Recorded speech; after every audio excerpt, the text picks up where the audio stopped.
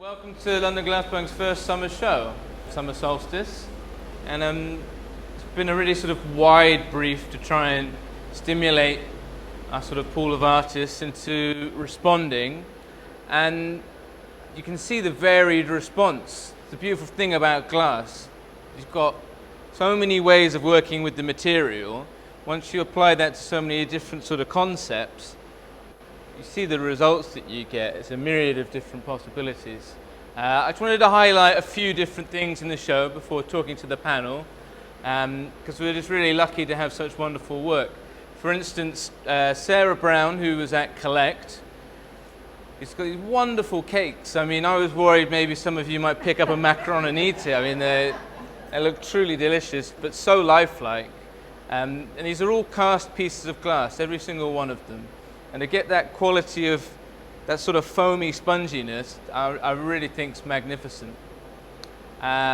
Just above Sarah, we've got Sabrina Kant, who's cast glass pieces. These sort of crystal forms, these polyhedra. Each facet is polished. There's a tremendous amount of work that goes into this. It's sort of to do with like the sun's rays, that solstice theme, but very often we have a sort of disc form of Sabrina, so to have this multifaceted crystal pieces are magnificent. Both of these have sold very quickly, and I understand why. They really are fantastic.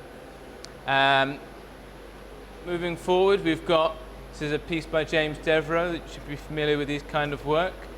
And then behind him, this is Bethany Wood, who's an artist who works with Elliot Walker. These beautiful iridized outer forms, the blue and the yellow to do with sunsets and sun rising and the contrast between the pair. Really wonderful. And our own Peter Layton, who's got various different groups of these sort of standing stone forms. And these are, Peter does these sort of playful pieces. They're not fixed compositions. He wants whoever takes them on to rearrange them, see something new, have their own take on that. Other artists I'd like to talk about over here, and there are lots more, and if there's any other questions, please ask myself or Isabel or Sophie. I just wanted to draw you to probably one of my favourite pieces here. This is Sarah Whibley, who's one of our resident artists. If I hold it up, people can't see. She does these layered colours on the outside of the vessel that are then carved into to create this pattern. And the movement of colour going under and over, I just think they're really, really beautiful pieces. And the sort of fineness of each line, they're sandblasted and cut such wonderful execution. And yeah, I think they're absolutely fabulous. So that's a personal favourite of mine. And these are my pieces that I've had here for the show. I've been exploring these sort of more amorphous organic stone shapes. There was a Barbara Hepworth exhibition that was at the Wakefield and then moved down to St Ives, which had work that hadn't previously been on display. And I really liked a lot of her standing stone echelon pieces, so this is sort of based upon that. And the colour pattern that sort of, I really liked these koi carp ponds. So it was based on the scaling and the colouring of the koi fish. That was the sort of starting point for these. But yeah, if you have any more questions towards the end, please feel free just to ask. Or if there's something that really you need to know, just ask now, go for it. But yeah, we have a wonderful panel of artists with us tonight. We're very lucky. I'd like to begin with Katherine Huskie, who's here with me. And Katie, please introduce your work and yourself to everyone. Thank you. I always thought about that for the filming. So thank you so much for coming along and having me here to discuss my work. So Sophie also has a bit of a slideshow linked with what we're talking through our work to try and help you understand our inspiration and kind of where our thoughts come from. I really love having a brief to work to. When you design your work, you'll design it within what you know, what you enjoy, and you'll all have a style. And so when you get set a brief, you can really step outside of where you might know, and actually it can lead you down paths that maybe you didn't realize was what you wanted to do. So with my pieces for Solstice, I really looked at the idea of floral inspiration, and actually how whenever I go anywhere within summertime, spring, I have so many photographs of different flowers, and how could I bring that into my work, which I don't normally do. So I went to Hawaii not that long ago, which was that flower, and then these are literally from my friend's garden.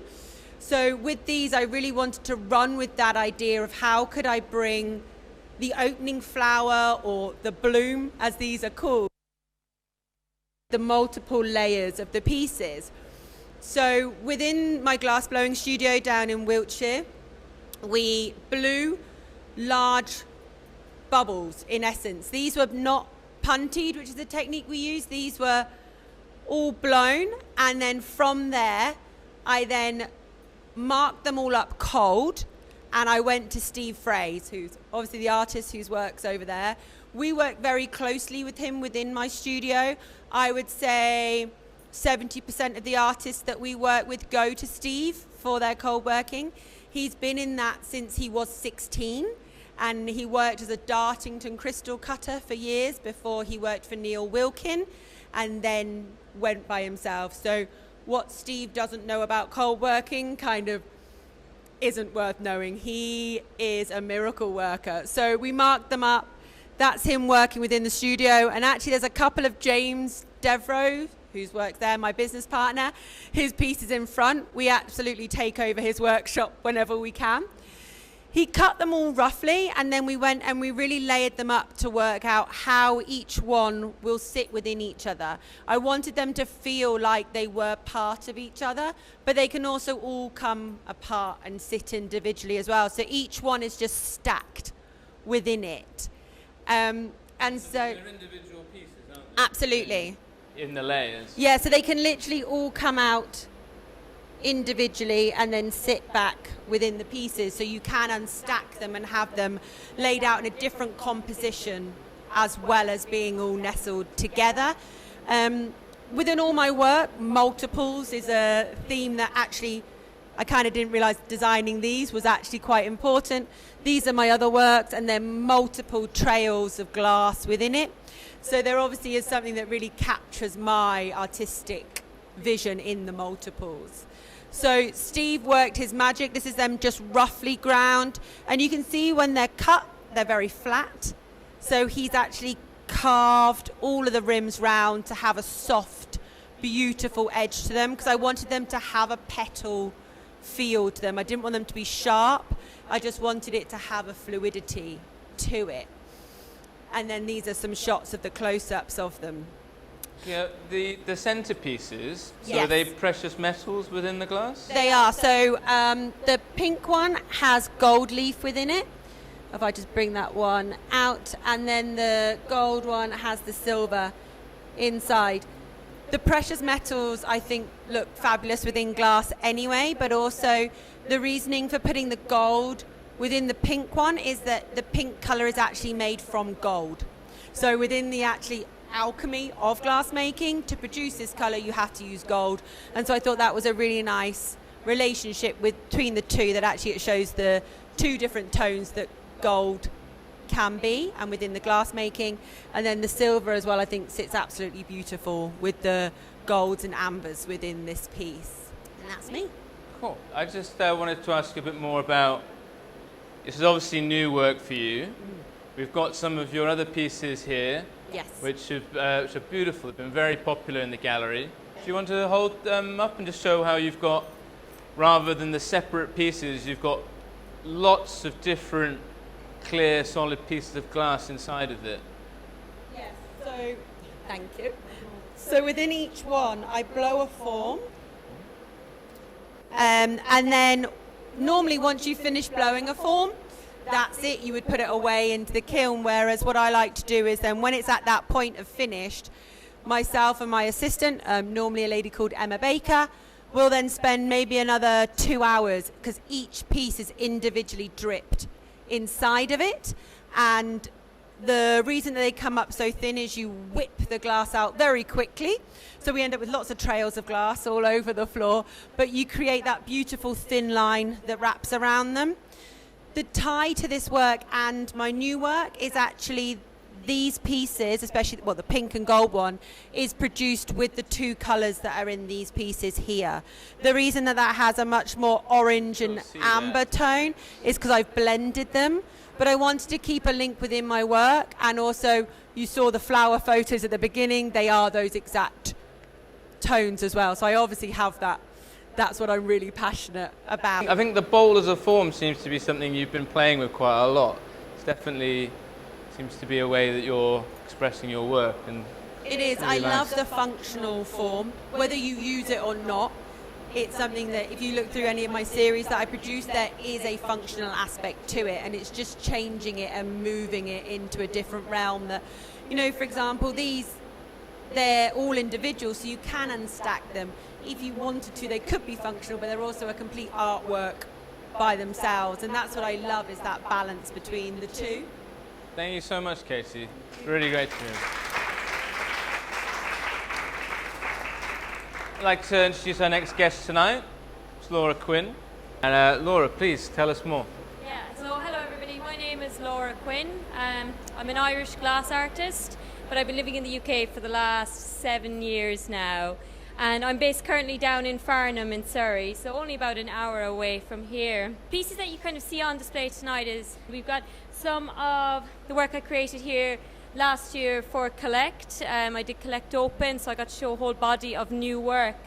I'm really passionate about connecting people with glass. I think a lot of times people are maybe scared to interact with glass due to its fragile nature, which is equally so beautiful about it. But I kind of want to bring people closer so that they can actually enjoy glass. These pieces here are actually flexible in the front section. The main body of these pieces, they're blown.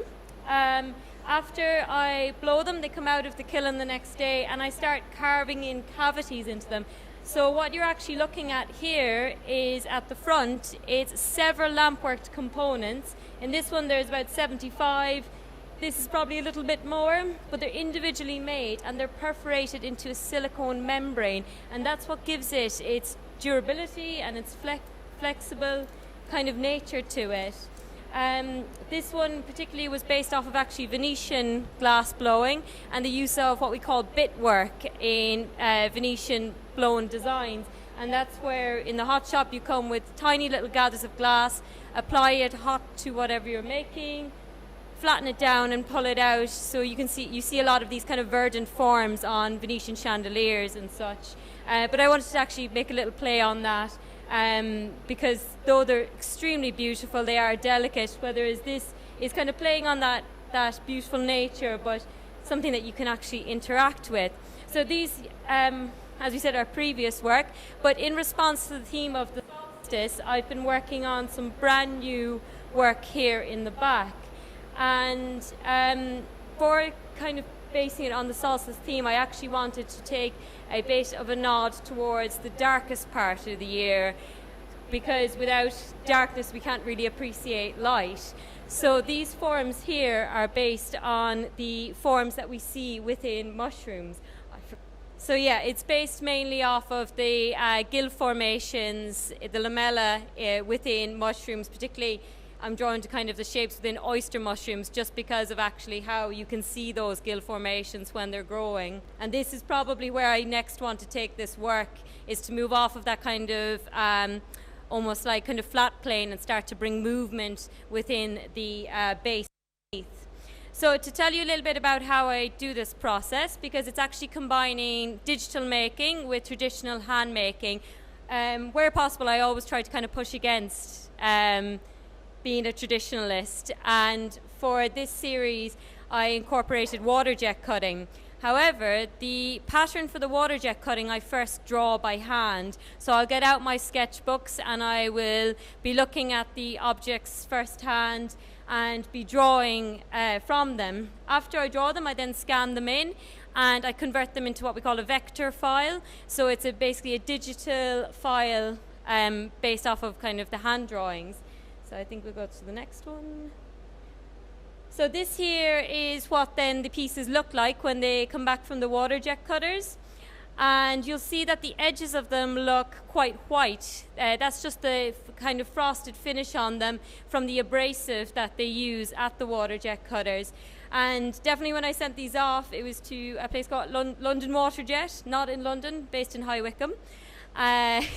They said back to me straight away, I don't know if these are going to survive, they're so thin, and they had never actually cut this thin before, or this narrow. And actually with this batch, I think only maybe 2 small pieces broke, so they did a phenomenal job. And for me, it's really important that actually each of these gill formations is thin, because what happens in the making stage, what happens is when we heat them up, if they're nice and thin, when they're water jet cut, it's down in the XY axis. So you're kind of cutting straight down into almost sheet material. It's cast slabs of furnace glass. But then when we actually start to heat them up, they start to flow and fold, and it's very much a balancing act to get them to go out of that kind of XY axis without having them completely flop over. So that's the sandblasting process. It uses silicon carbide to create the frosted look, and that's that piece. So you can see the light, that the way it travels through this piece is just so complex, depending on kind of where the light is coming from. And these are forms I definitely want to play with in the future and maybe turn into wall-mounted pieces and lit pieces where they're displayed on the vertical. Yeah. Your forms that are actually lights in themselves that have the sort of LED. Exactly. It's interesting, especially as the concept is the absence of light. Yeah. The fact is darkness, to then turn them into lights themselves, sort of going round and round. I really like that concept, that with glass, the main thing you associate really is with light, and the way that it, so you know, absorbs it as a material and then projects it out. So to go for that idea of the absence and the darkness is really interesting. And so it's the sort of the fungi form, isn't it? It's that interior ribbing. Yeah. Yeah, that's really beautiful. And that is a very delicate material, isn't it? Absolutely. So you want to cut that thinly, but like you say, getting that balancing act between without it collapsing, I think you've done a really great job. Did you pre-make slabs to be able to be cut? Because obviously within the glass process, you couldn't just buy a slab of glass because it wouldn't be compatible with the furnace. So you had to pre-make all your slabs beforehand? Yeah, absolutely. Really, really good question. And what you'll find, say, with other glass making forms like kiln working, you'll have actually a lot of companies that do a whole, what they call like series of accessory glass, where you'll have sheet glass that matches their fritted glass, that matches, you know, their rods and everything's compatible, and you can buy that and then assemble and create your artwork that way. But with what we work with, which is furnace glass, you're kind of stuck with whatever glass you've got in the furnace. So say even if I asked ye to pour me some slabs and I used it with our glass, they would have cracked straight away. So what I actually did is every week we fill the furnace back up with glass and we set it to a higher temperature for it all to melt down. And then when I come in the next morning, I actually pour at that higher temperature to get the thinness. But it's also, I guess, for the sustainability of it, that while it's up at that higher temperature, that's when the best time is to pour, because then you get these beautifully even slabs, they're nice and thin, and then I'm able to then actually combine it back together in the hot shop. But you're right, if there were different glasses, it would have cracked pretty much straight away. And I think that's a really lovely point with these, is that you're actually using the glass for what it should be. You know, when it's at that molten temperature, get yourself slabs. And also, I guess with that as well, it means that you can push the scale as well, because if you're ladling out, you can get a really big slab, you know, and then you can get so many components out of one piece rather than casting up pieces for it. Absolutely. And then the way I arrange it, then whatever shape they come out, I take the measurements on that and I'll hand draw almost to that size. And then what's great about the water jet cutters is they send back every piece of material that isn't used. So I just have to clean it off and then I put it back into the furnace. So there's actually pretty much zero waste, a very minute amount just from that actual cutting line. But we're talking about less than a millimetre for our cutting line. So it really is as close to zero waste as we can be. Yeah.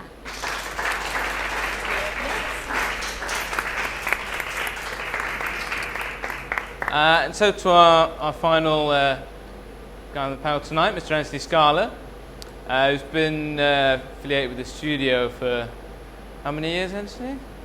24. 24 years. 24 years. Big one next Man year. and boy. Literally. So Anthony's work for the show behind you here is Erratic series. It's beautiful cut and polished pieces, and the interior is then filled with different precious metal. It's metal leaf, isn't it? Yes, it is. Folded up. So these are separate components with a hollow cavity. The metal is then inside and it's laminated on top. And they're just beautiful optical pieces of curiosity. So, as Tim's introduced me already, I'm Anthony Scala. I have been a member of London Glass Blowing for, 24, coming up to 25 years. Yes, I gravitated towards cold working quite early on because my initial training was in architectural model making, which is very, very precise, and I found that whole aspect of cutting and polishing really lent itself towards my my training. So the work that I presented for this show, it was quite coincidental in a way, because often you're given a brief and then you kind of develop a body of work off of that brief. So I went to the curator's tour of the Stonehenge exhibition at the British Museum, and of course it was an enormous show, and the high point was illustrating these incredible monolithic stones on this enormous scale, which is of course what everybody thinks instantly of when you mention Stonehenge.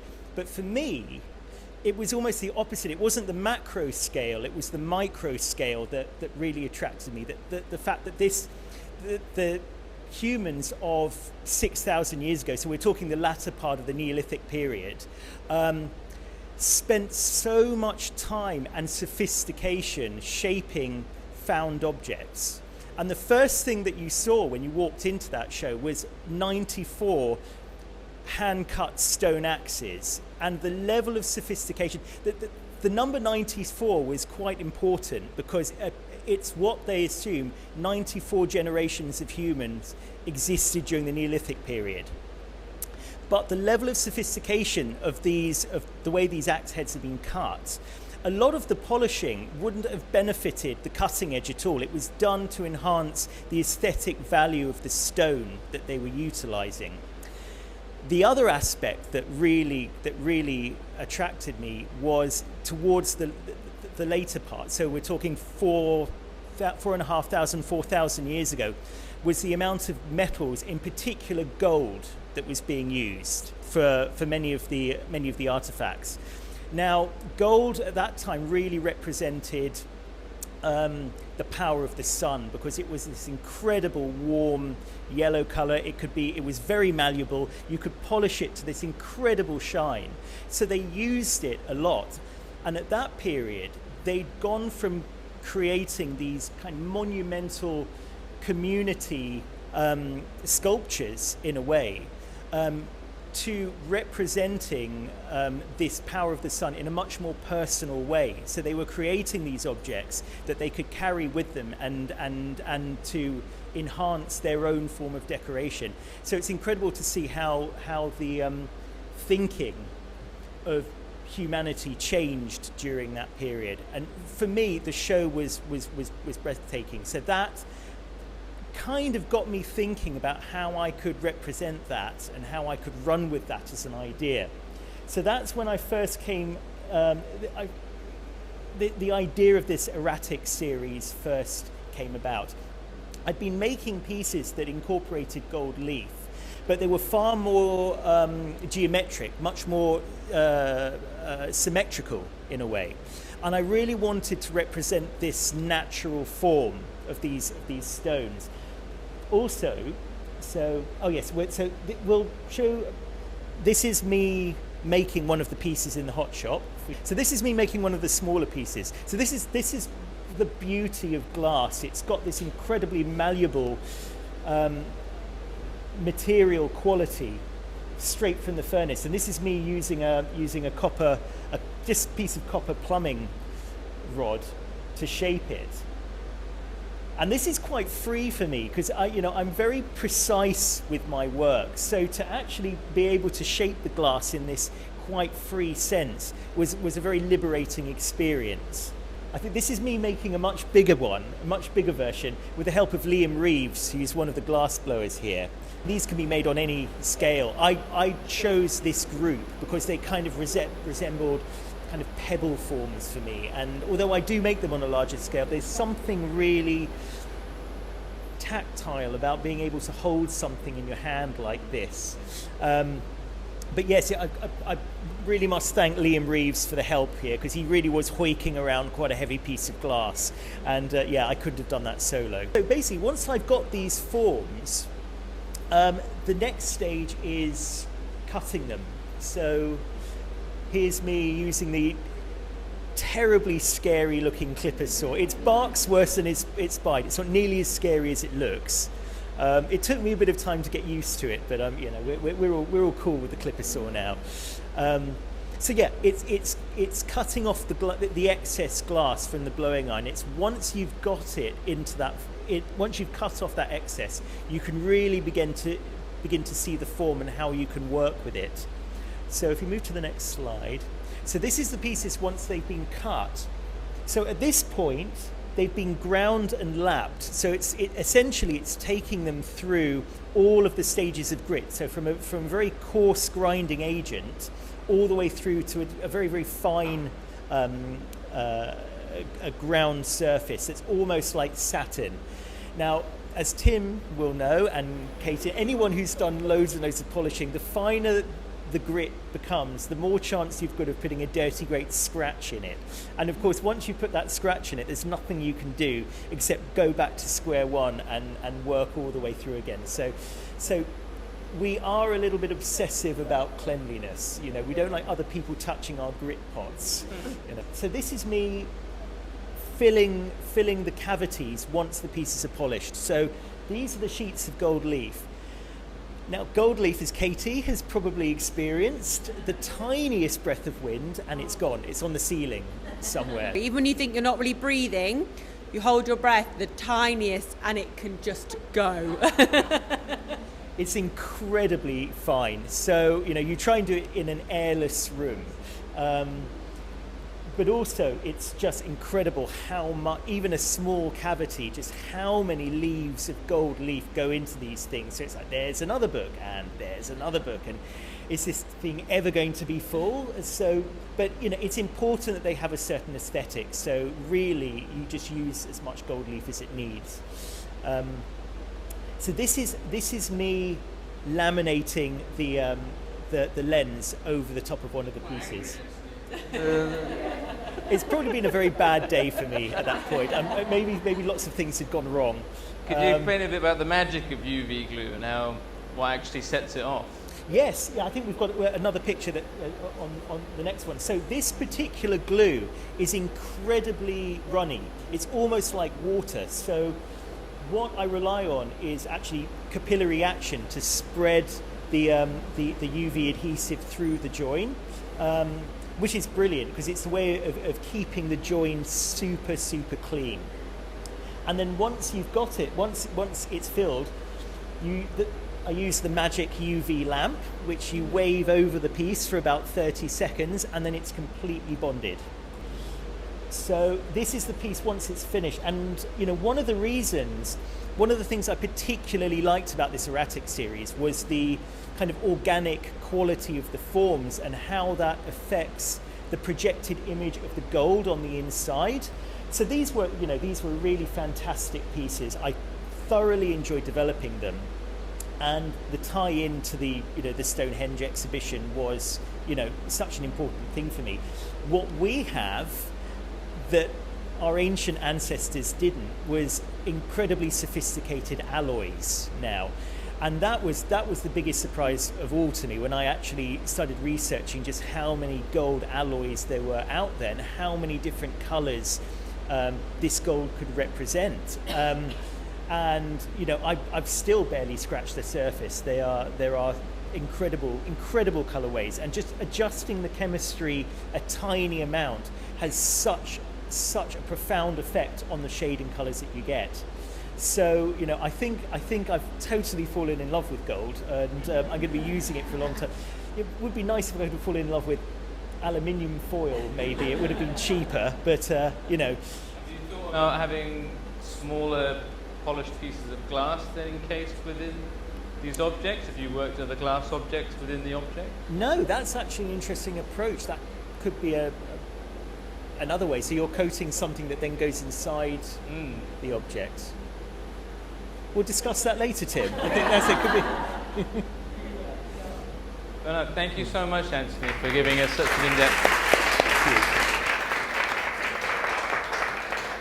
Thanks all of you, Casey, Anthony, Laura. It's been really interesting talk, really great to get your insight into your work. I thank you all for joining us tonight for this. Please do stay around, glass of Prosecco. Thank you very much. Thank you, guys.